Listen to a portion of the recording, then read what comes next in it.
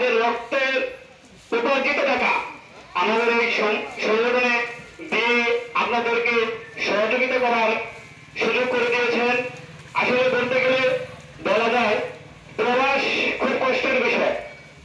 প্রবাসে যারা থাকে দেখেন, আমরা হয়তো কালকে ঈদ করবো মা বাবা ভাই বোনদেরকে নিয়ে, তারা কিন্তু আসলে একটা সময় যার করার মতো তাদের সময় থাকে না, তারা ঈদের কিনে কষ্ট করে। তারা সমাজ সেবা অত্যন্ত গুরুত্বপূর্ণ একটি কাজ।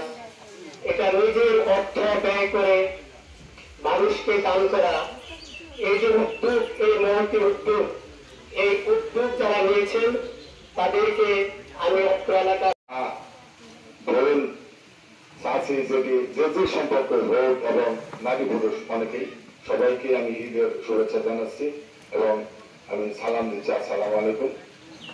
আমরা শুনলাম গঠনমূলক আলোচনা, প্রত্যেকে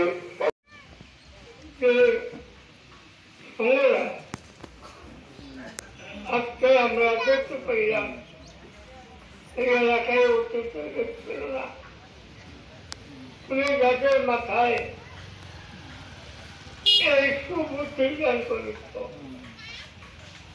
তাদের সর্বাঙ্গীন করলাম। তোমার